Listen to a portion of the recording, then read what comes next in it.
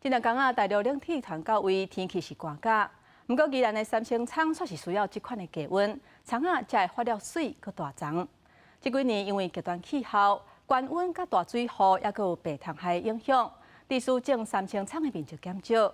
农会在要热人的时阵，就甲厂啊刷在山去山顶种。今年效果袂歹，嘛解决厂啊数量无够的问题。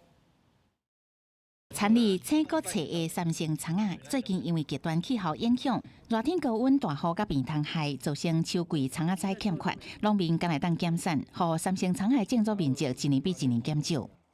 算去年对，去年它虫害还是很严重，所以变成说你的那个产量也好啦。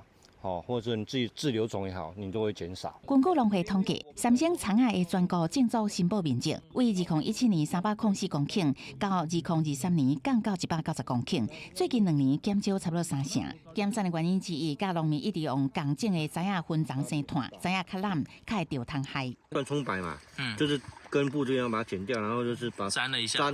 沾粉跟加那个细藻土。伫厂仔紧稳牙包杆菌，甲农改场的健康警员伫热天刷到台东甲南山遮的高岭山区保证，9月再个补助农民购买，希望解决极端气候甲警员变冷减产的冲击。一到南山四季南山去种的话，那边第一点温度比较低，第二点在温度低当中差了7、8度，那冲的话病虫害也比较少。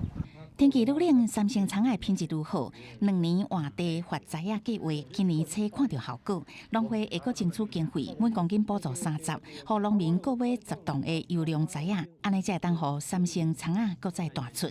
记者综合报道。